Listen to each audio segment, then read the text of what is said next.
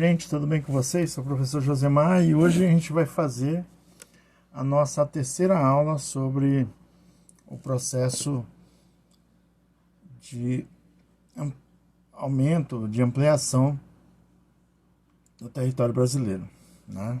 A colônia, a transformação de uma colônia a um estado soberano e um estado-nação, né?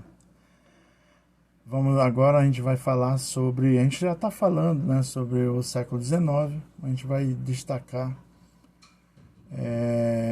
algumas novas atividades que trouxeram a infraestrutura, né, para o país, infraestrutura de transporte, infraestrutura bancária, né, infraestrutura de telecomunicações também, né.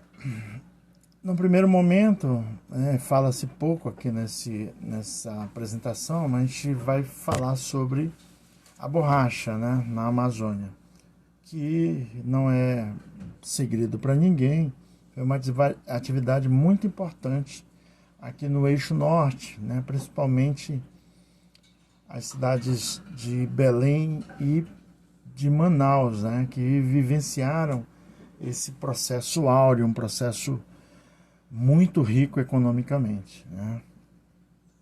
A gente perceber, se a gente for no centro de Manaus, a gente percebe a arquitetura, né, e a riqueza dos principais edifícios da cidade, os edifícios históricos desse período. A gente percebe a grande riqueza arquitetônica, né,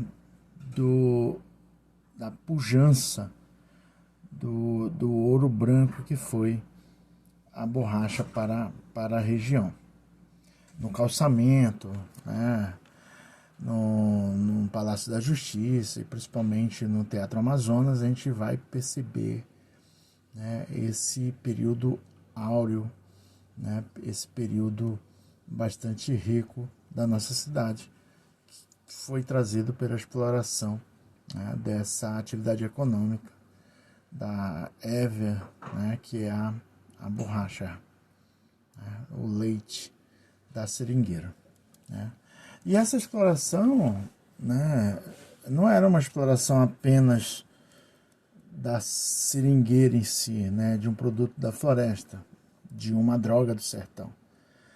Essa exploração econômica também explorava o trabalho humano, né, explorava o trabalho humano de uma forma vil, de uma forma bem pesada mesmo, porque o seringueiro era como se fosse um servo, né? E às vezes como se fosse uma espécie de escravo, né, que vivia na mão do barão de barranco, do dono do seringal, né? E essas pessoas que enricavam. O seringueiro era totalmente explorado. O processo que eles utilizavam na época para fazer essa exploração também do trabalho era o processo de aviamento.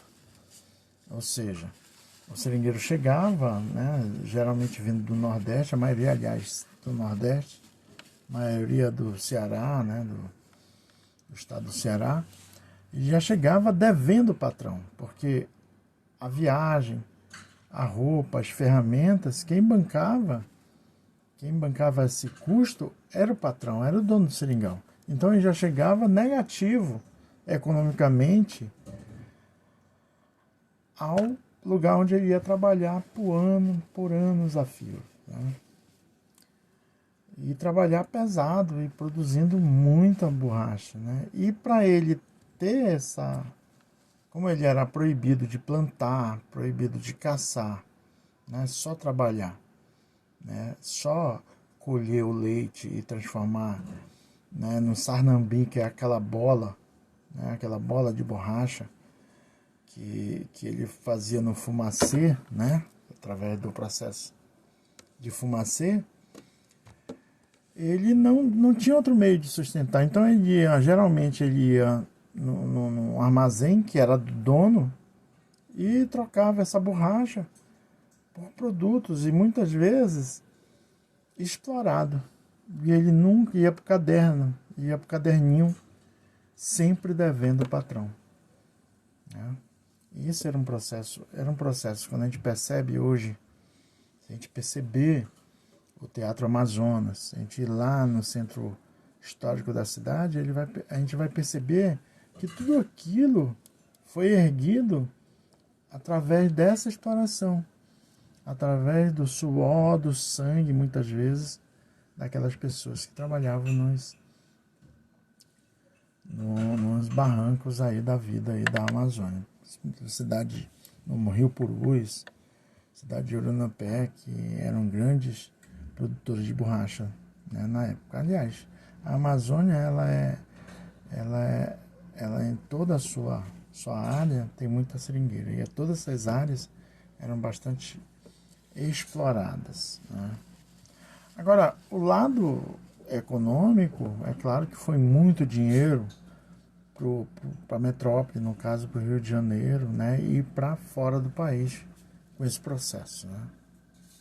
Porque a gente, como sempre, né, a gente produzia matéria-prima, né, e essa matéria-prima, depois com o processo de vulcanização, se transformava em um produto industrial, né, pneus e matéria-prima industrial que transformava esse preço, esse valor ainda maior ainda, né? Que era esse produto ficava super valorizado fora do país, né? Mas foi um produto importante, né, no século XIX para o desenvolvimento econômico do Brasil, né, da colônia, principalmente aqui no norte, e do Brasil como um todo. As vias de acesso ao interior, caminhos, estradas e ferrovias foram construídas, ampliaram-se, né, formando primeiros eixos de comunicação e integração do território brasileiro, desde 1903, quando se definiu o limite entre Brasil e Bolívia, no atual estado do Acre, né, que foi um território que foi, né, esse território ele foi comprado, né, com dinheiro, né, oriundo da borracha. E o Acre era da Bolívia, né, e foi comprado pelo Brasil, né. Vamos ver sobre a atividade que desenvolveu o sudeste do país, né, a atividade da cafeicultura, do café. De 1881 a 1890, né, o café tinha mais de 60% das exportações do Brasil, ou seja, quase 10 anos, o produto levava a balança comercial do país, né, positivamente. Ou seja, o café era a grande responsável pela riqueza que entrava no país. A mão de obra, né, não é mistério para vocês, era escrava, né? E nesse período também houve uma crise que foi economicamente para os grandes cafeicultores, mas foi um avanço, né, para a humanidade, foi a libertação dos escravos. Então essa mão de obra escrava foi trocada pela mão de obra assalariada, imigrante europeu, né, que chegou no Brasil para fazer esse trabalho. A rede ferroviária e as cidades expandiram-se em direção ao interior, principalmente ao estado de São Paulo. O Porto de Santos passou a ser mais importante do Brasil. Parte do capital do café, ou seja, do dinheiro do café, foi investido em indústria. A atividade alterou a economia e a sociedade brasileira. Isso aí a gente já viu também que essa atividade do café, essa atividade cafeeira, é o embrião da atividade industrial. A atividade industrial chega no Brasil, né, e assume um papel importante, mas assume esse papel na base estrutural feita pela atividade cafeeira. A indústria não precisou fazer ferrovias, a indústria não precisou fazer portos, a indústria não precisou criar sistema bancário. Então, a indústria, ela nasce na base já pronta da atividade cafeeira. Isso é um ponto importantíssimo para a gente lembrar, né? Aqui, ó, nessa apresentação aqui, fala em grandezas, né? Grandezas métricas do país, ou seja, os pontos extremos e suas dimensões. Os pontos extremos aqui no mapa, a gente percebe aqui, ó, no sentido oeste-leste, é na sentido Rio Moa, lá no Acre, né, um ponto extremo, ao Porto do Seixas, na Paraíba, um total de 4.319,4 quilômetros. E o ponto, né, de norte para o sul é no norte, lá em Roraima, o Monte Caburaí, né, em Roraima, e o Arroio Chuí, lá no Rio Grande do Sul, né, fazendo um total de 4.394,7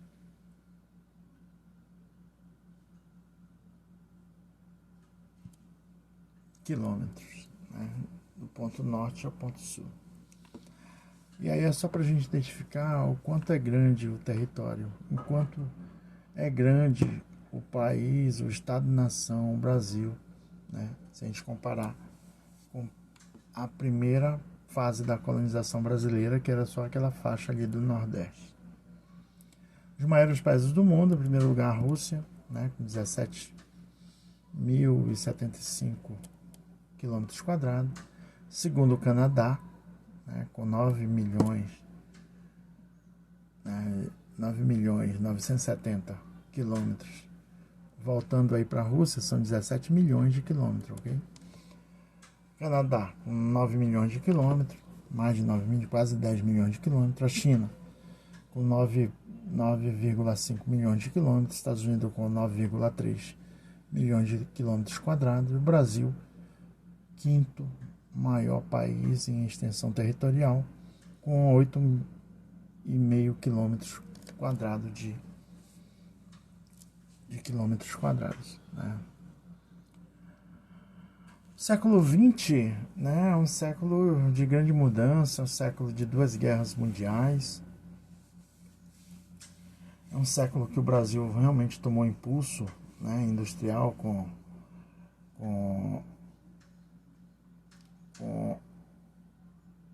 a rede ferroviária, com a chegada da indústria automobilística, que é uma indústria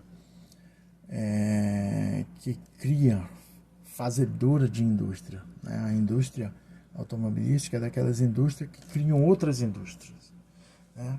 Mas para ter a indústria automobilística, o Brasil também precisou, né, de desenvolver o seu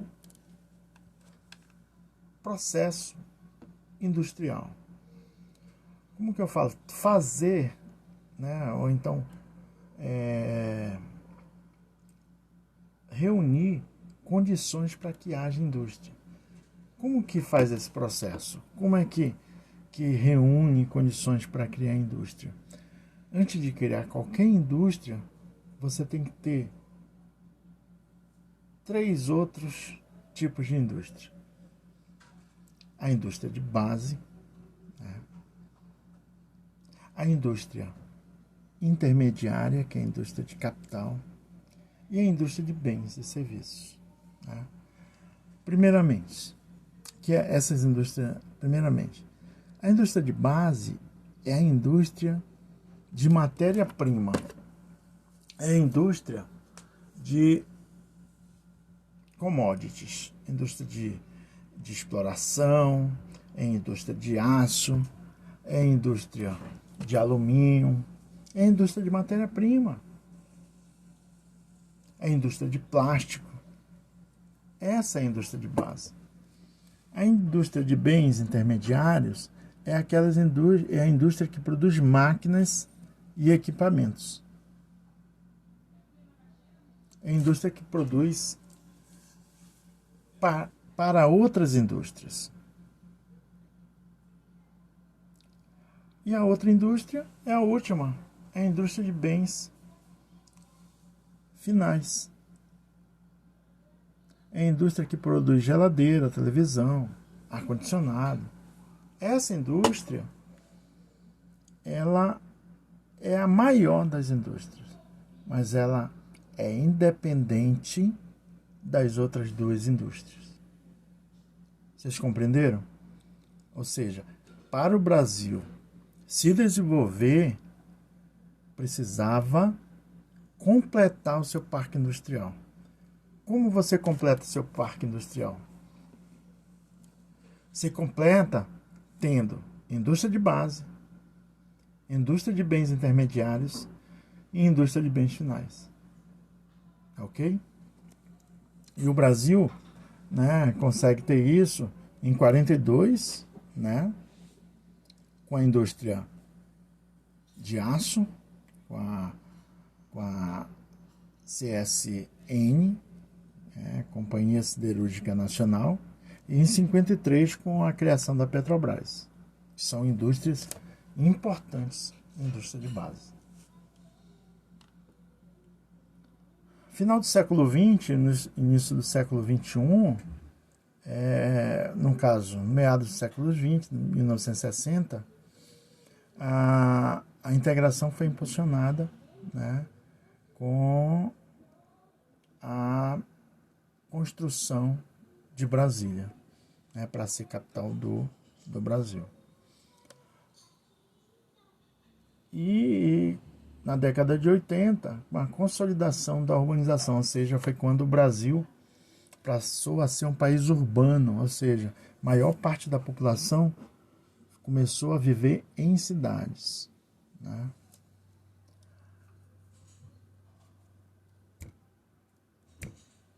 A região aparece aí bastante desenvolvida na agricultura também, que é a região sudeste, sul e centro-oeste, com a plantação, com a ampliação do agronegócio, a mecanização da agricultura, da agropecuária, né? Isso fez com que também essa mecanização, muita gente saísse do meio rural para viver nas cidades, né? Essa integração, o que ele quer falar aqui, é que Brasília agora é o eixo central do país. Essa integração aproximou todas as regiões, né, em um espaço, né, que é Brasília, o centro do país. Ou seja, até 1930, as atividades econômicas desenvolvidas, né, canavieiras, mineradoras e cafeeiras, destinavam-se ao mercado externo. Pós 1930, é o início do abastecimento do mercado interno. O espaço nacional integrado ocorreu com a industrialização a partir de 1930 e consolidando-se na década de 50. Né? E após isso, a criação de Brasília. Né? E esse aqui é o assunto para a aula 4. Então, gente, bons estudos e até a próxima.